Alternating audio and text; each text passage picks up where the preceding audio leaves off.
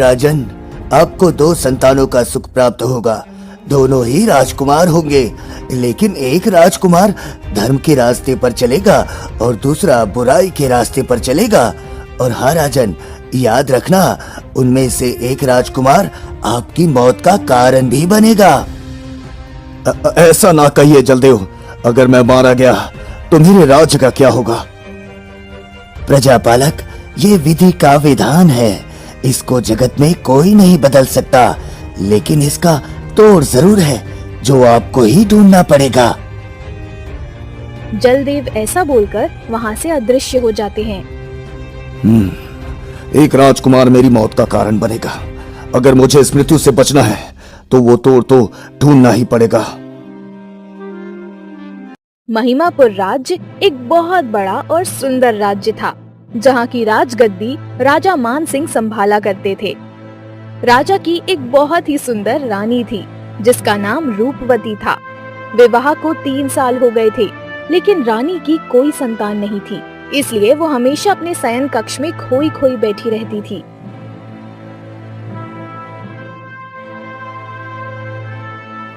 रूपवती, आपसे ज्यादा चिंता तो मुझे है। मैं ये सोच रहा हूँ कि आखिर मेरी राजगद्दी कौन संभालेगा। महाराज, मुझे दुख इस बात का नहीं है कि आखिर मेरी कोख सूनी क्यों है।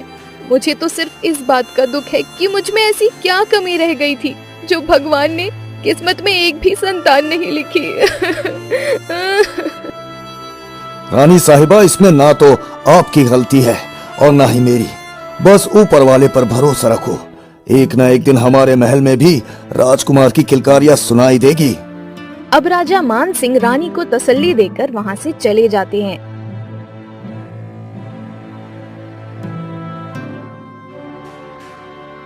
महाराज, महारानी को कितने दिनों तक तसल्ली देते रहोगे? उन्हें सच्चाई बता क्यों नहीं देते महाराज? नहीं मंत्री जी, अगर मैंने सच्चाई बता दी तो मुझे डर है कि कहीं मैं रूपवती को खो ना दूं। महाराज, आपकी 3 संतानें होकर मर गई, लेकिन महारानी को ऐसा लग रहा है कि उनकी कोख खाली है। महाराज, आप रानी साहिबा को तपस्वी के श्राप के बारे में बता दो। मंत्री जी, सच्चाई बताने का भी सही समय नहीं है।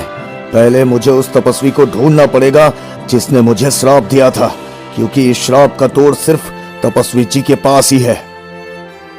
ऐसा बोलकर राजा मान सिंह और मंत्री चरक वहाँ से चले जाते हैं। राजा और मंत्री की सारी बातें रानी रूपवती सुन लेती हैं। महाराज ने मुझसे इतनी बड़ी सच्चाई छुपाई। तपस्वी के श्राप के कारण मेरी संतानें मर रही हैं और मुझे इस बात का पता ही नहीं है। महाराज ने मेरे साथ इतना बड़ा धोखा किया। अब रानी रूपवती अपने शयन कक्ष में बिलक बिलक कर रोने लगती हैं। रानी के रोने की आवाज सुनकर राजा मान सिंह जल्दी से वहाँ पर आ जाते हैं।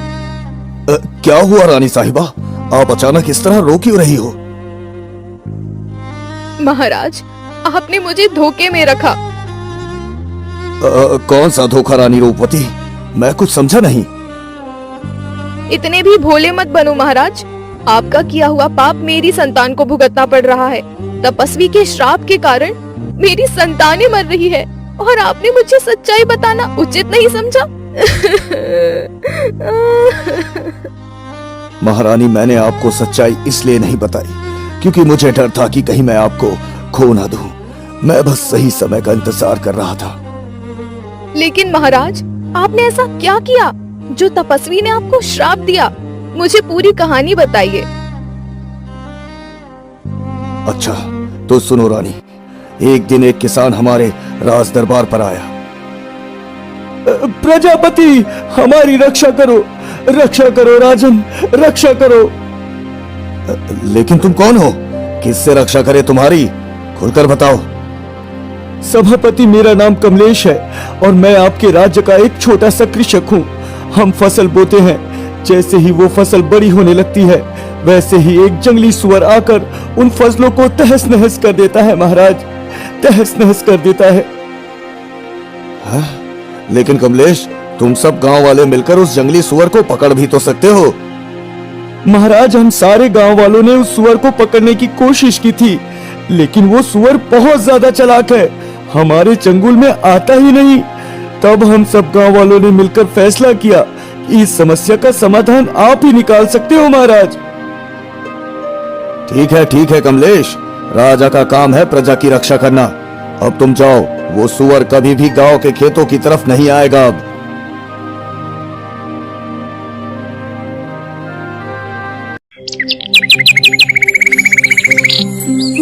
अगले दिन मैं और मंत्री जी उस जंगली सुअर को सबक सिखाने के लिए खेतों की तरफ चले गए। अब जैसे ही वो सुअर किसानों की फसल को बर्बाद करने आया, वैसे ही हम दोनों अपने राजरथ से उस सुअर का पीछा करने लगे। मंत्री जी, रथ को थोड़ा तेज चलाइए, आज इस जंगली सुअर का जंगल में ही शिकार कर लेंगे हम।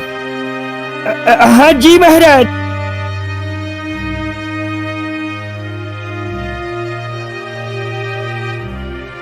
शिष्य जाओ, यहाँ से कुछ दूर पर एक नदी बहती है, तुम एक घड़ा पानी लेकर आओ, हमें हाथ मुंह धोकर भगवान का भोग लगाना है। जी गुरुजी, मैं अभी नदी का पानी लेकर आता हूँ।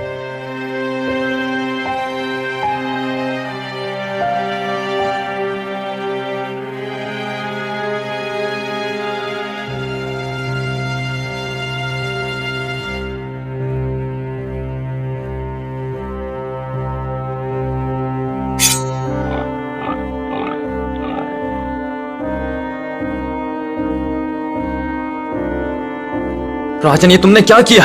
मेरे गुरुजी भगवान का भोग लगाने के लिए जल का इंतजार कर रहा है। हे शिष्य, मुझे क्षमा कर दो, मेरा ये बाण उस जंगली सुअर को भेदने वाला था, पता नहीं तुम्हें कैसे लग गया, मुझे माफ कर दो शिष्य। राजन, मुझे लगता है मेरी अंतिम घड़ी आ चुकी है। तुम मेरा एक काम कर दो, ये मटका पानी से भरकर मेरे गुरुदेव के पास ले जाओ, ताकि वो भगवान को भोग लगा सके। जाओ राजन, जाओ। महाराज, अब क्या होगा महाराज? मंत्री जी, होना क्या है, चलो मटके में पानी भर के तपस्वी जी के पास चलते हैं और उन्हें सच्चाई बता देते हैं। तपस्वी जी जो भी दंड देंगे वो मैं भुगतने के लिए तैयार हूं।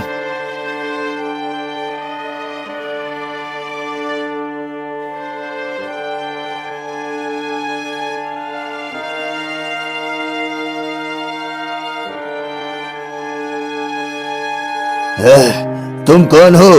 ओ, और ये पानी का घड़ा तो मेरे शिष्य के हाथ में था, ये तुम्हारे पास कैसे आया? जरूर तुमने मेरे शिष्य के साथ अनहोनी की है। बताओ, मेरा शिष्य विक्रांत कहाँ है? बताओ मुझे। तपस्वी जी, मैं महिमापुर राज्य का राजा मान सिंह हूँ। ऐसा बोलकर मैं सारी सच्चाई तपस्वी जी के सामने बयां कर देता हूँ। ये क्या किया राजन? बिना किसी गलती के तुमने मेरे शिष्य विक्रांत के प्राण हर लिए। अब मेरा क्या होगा राजन? तपस्वी जी, मैंने जानकर ऐसा नहीं किया, मैं तो अपना निशाना जंगली सुअर पर लगा रहा था जो किसानों की फसलों को नष्ट कर रहा था। तुमने मेरे आज्ञाकारी शिष्य के प्राण छीने हैं। जाओ, मैं तुझे श्राप देता हूँ, तेरी जो भी संतान होगी वो कुछ क्षण बाद निर्दोष ही मारा जाएगा। जिस प्रकार मैं अपने शिष्य के लिए तड़प रहा हूँ, उसी प्रकार तू अपनी संतान के लिए तड़पेगा। जा, मैं तुझे श्राप देता हूँ। नहीं नहीं, ऐसा मत कीजिए तपस्वी जी, ऐसा श्राप मुझे मत दीजिए। आप चाहे तो मेरा प्राण ले लीजिए, लेकिन संतान मरनत का श्राप मुझे मत दीजिए। मैं माफी मांगता हूँ तपस्वी जी, मुझे माफ कीजिए।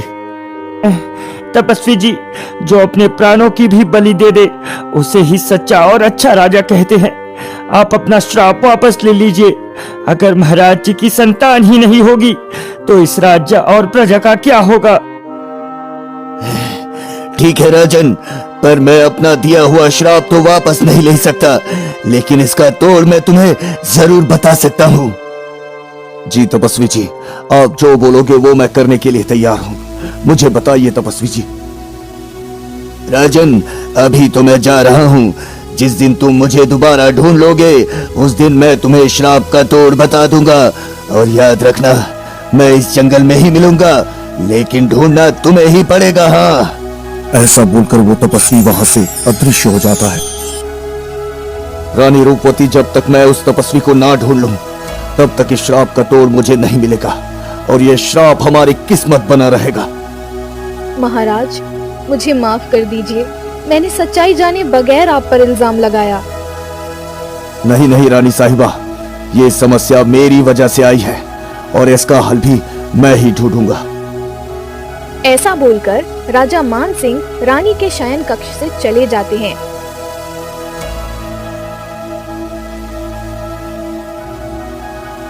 अगले दिन राजा अपने घोड़े पर सवार होकर उस तपस्वी की खोज में निकल जाते हैं। मुझे कैसे भी करके तपस्वी जी को ढूंढना ही होगा।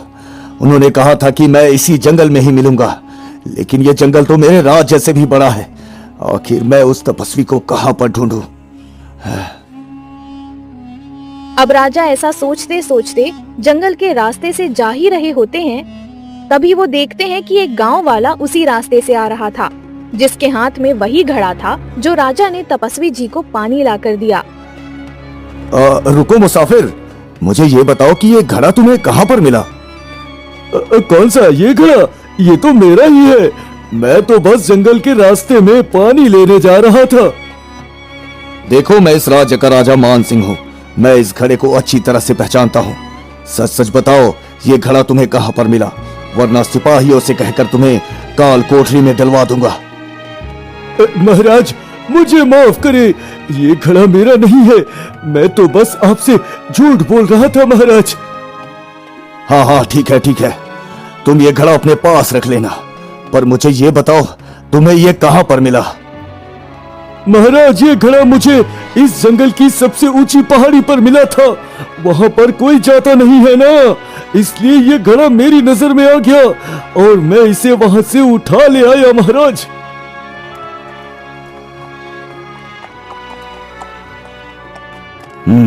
लगता है अब मैं तपस्वी जी के बहुत करीब हूँ।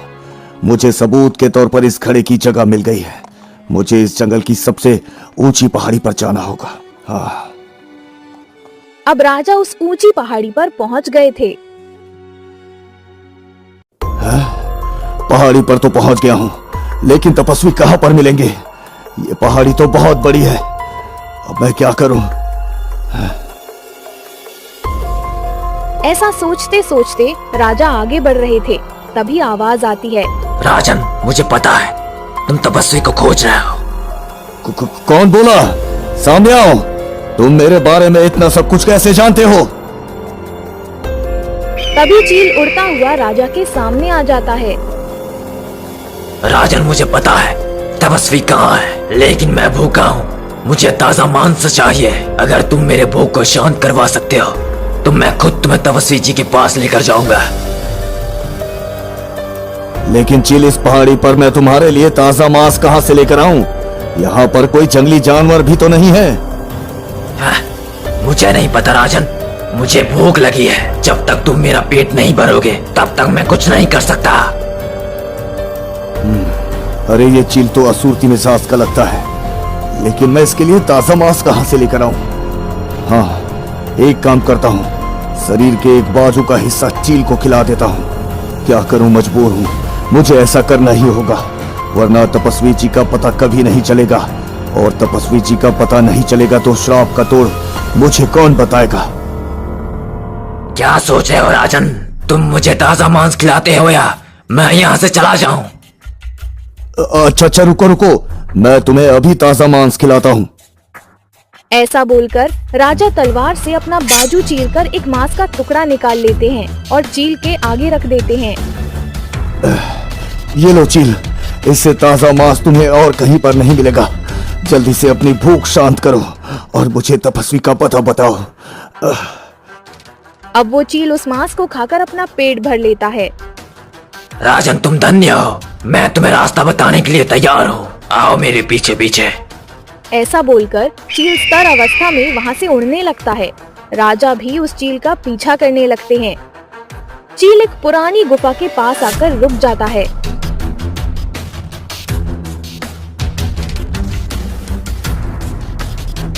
राजन, यही वो गुफा है जहाँ पर तपस्वी जी धुनी जमा कर बैठे हैं। मैंने अपने वादे के मुताबिक आपको रास्ता दिखा दिया। अब मैं यहाँ से चलता हूँ। ऐसा बोलकर चील वहाँ से उड़ जाता है। अब राजा भी उस गुफा के अंदर जाने लगते हैं।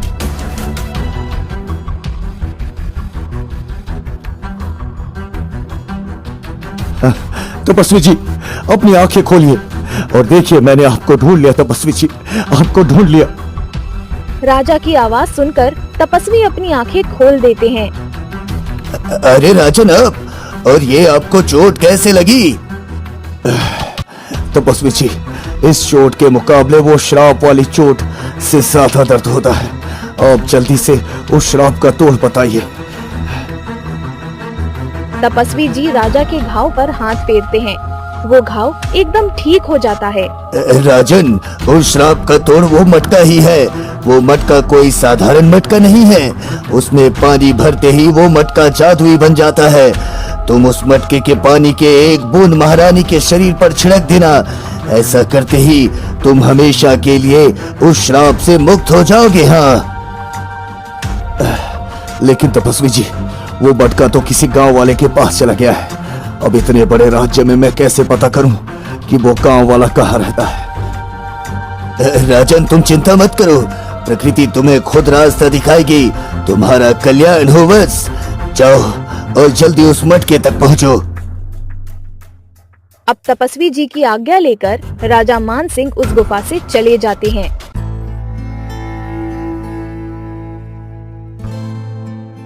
राजा गांव में आकर उस मटके के बारे में पूछताछ करने लगते हैं। नहीं महाराज, ऐसे मटके के बारे में तो नहीं सुना। हो सकता है गांव में ही होगा, लेकिन अभी तक नजर में नहीं आया महाराज। एक समस्या खत्म हुई तो दूसरी समस्या आ गई। अब इस मटके से पहले मुझे उस गांव वाले को ढूंढना पड़ेगा। अगर वो गांव वाला मिल गया तो मटका अपने आप ही मिल जाएगा। अब राजा मान सिंह काफी ज्यादा थक गए थे और वो एक पेड़ की ठंडी छांव में बैठ जाते हैं। कुछ देर बाद वो देखते हैं कि वही गांव वाला उस रास्ते से आ रहा था। अरे मुसाफिर, तुमने मुझे पहचाना? अरे महाराज, आपको कौन भूल सकता है, लेकिन आप इस गांव में क्या कर रहे हो? अरे ये सब छोड़ो मुसाफिर, मुझे ये बताओ कि वो मटका कहाँ पर है? महाराज, वो मटका तो मैंने इस गांव के जमींदार को दे दिया। उसने ब्याज के बदले में वो मटका ले लिया था महाराज। अरे ये तुमने क्या कर दिया? उस मटके की वजह से पूरा राजमहल तहस नहस हो रखा है। मुझे वो मटका किसी भी हाल में चाहिए। महाराज, आप जमींदार के पास जाइए और कुछ सोने चांदी का लालच दीजिए, वो मटका आपको दे देगा महाराज। अब राजा जल्दी अपने घोड़े पर बैठकर जमींदार के घर की ओर निकल जाते हैं।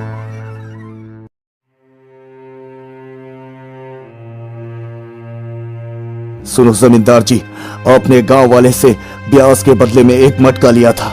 वो मटका मुझे चाहिए। अरे वो मटका तो मैं नहीं दे सकता महाराज। अब मुझे क्षमा कीजिए। जिस चीज पर मैं मोहित हो जाता हूँ वो चीज किसी को नहीं दे सकता मैं। हाँ जमींदार जी, आप मेरी मजबूरी नहीं समझ रहे। अगर वो मटका मुझे नहीं मिला तो अनर्थ हो जाएगा। उस मटके के बदले में सोना चांदी हीरे से और आज सब कुछ देने के लिए तैयार हूं मैं। और यहाँ तक मैं अपनी राजगद्दी भी आपको सौंप दूंगा। महाराज, एक राजा अपनी राजगद्दी छोड़ने के लिए तैयार हो गया? मतलब उस मटके की सबसे ज्यादा जरूरत आपको है, मुझे नहीं।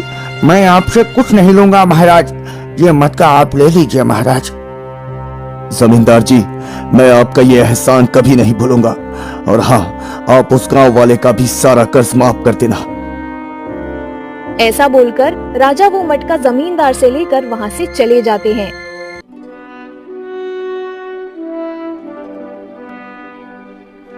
राजा मानसिंह जल्दी से महल आकर उस मटके का जादुई पानी रानी रूपवती के ऊपर छिड़कते हैं।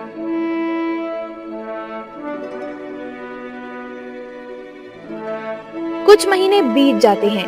इधर रानी को 2 संतानों का सुख प्राप्त होता है।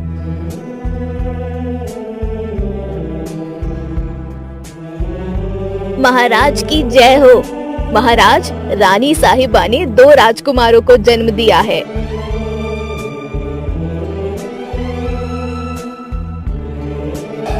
पुत्रों की प्राप्ति तो हो गई, लेकिन कहीं अनहोनी ना हो जाए। पता नहीं वो श्राप मेरी किस्मत से दूर गया है या नहीं। मुझे आज के दिन का इंतजार करना होगा। अगर दोनों राजकुमार को कुछ नहीं होगा तो मैं समझ जाऊंगा श्राप उतर गया है। अब जैसे ही रात होती है, राजा मान सिंह को नींद नहीं आ रही थी।